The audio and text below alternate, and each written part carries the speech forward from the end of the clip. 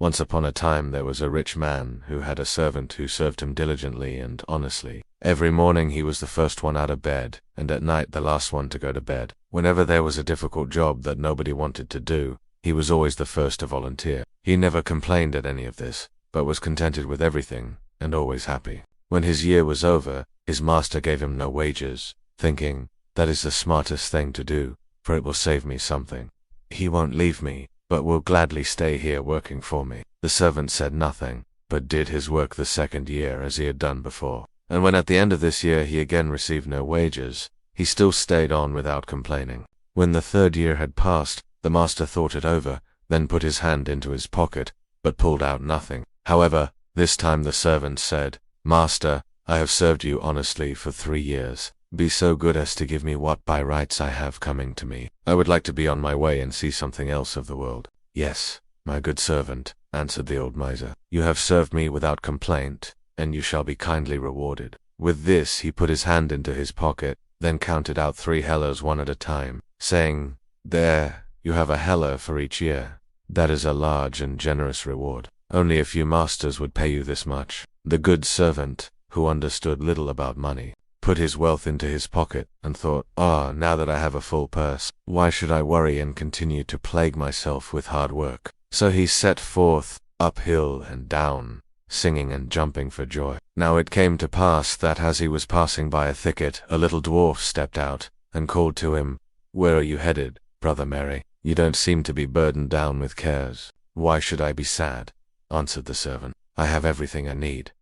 3 years' wages are jangling in my pocket." "How much is your treasure?" the dwarf asked him. "How much?" 3 hellers in real money, precisely counted. "Listen," said the dwarf, "I am a poor and needy man. Give me your 3 hellers. I can no longer work, but you are young and can easily earn your bread." Now because the servant had a good heart and felt pity for the dwarf, he gave him his 3 hellers, saying, "In God's name, I won't miss them." Then the dwarf said, "Because I see that you have a good heart, I will grant you 3 wishes, 1 for each heller. They shall all be fulfilled."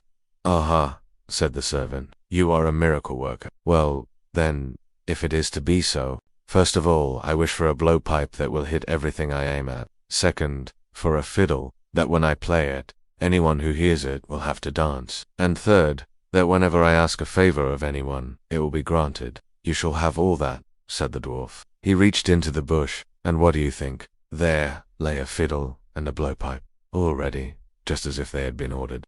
He gave them to the servant, saying, "No one will ever be able to deny any requests that you might make. What more could my heart desire?" said the servant to himself, and went merrily on his way.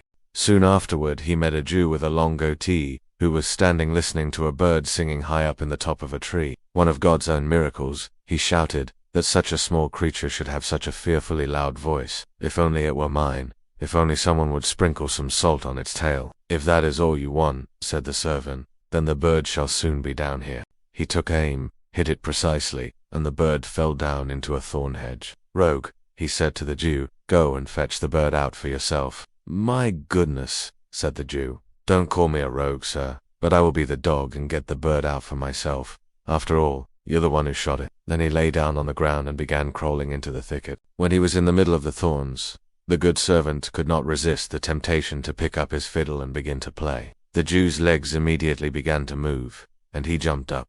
The more the servant fiddled, the better went the dance. However, the thorns ripped apart the Jew's shabby coat, combed his beard, and pricked and pinched him all over his body. "My goodness," cried the Jew, "what do I want with your fiddling?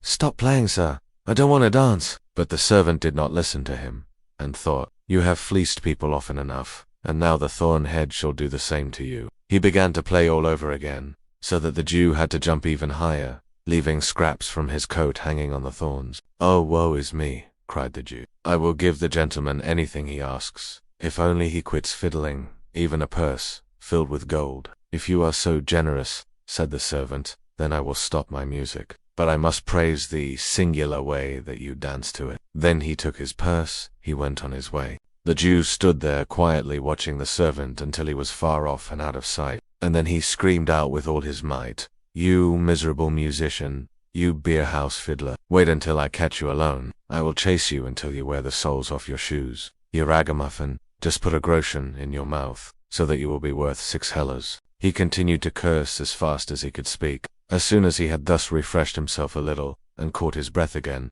he ran into the town to the judge. "Judge, sir," he said, "oh, woe is me. See how a godless man has robbed me and abused me on the open road. A stone on the ground would feel sorry for me. My clothes are ripped into shreds. My body is pricked and scratched to pieces, and what little I owned has been taken away with my purse. Genuine ducats, each piece more beautiful than the others. For God's sake, let the man be thrown into prison." The judge asked, "Was it a soldier who cut you up like that with his saber?" "God forbid," said the Jew. "He didn't have a naked dagger, but rather a blowpipe hanging from his back, and a fiddle from his neck. The scoundrel can easily be recognized." The judge sent his people out after him. They found the good servant, who had been walking along quite slowly, and they found the purse with the money on him as well.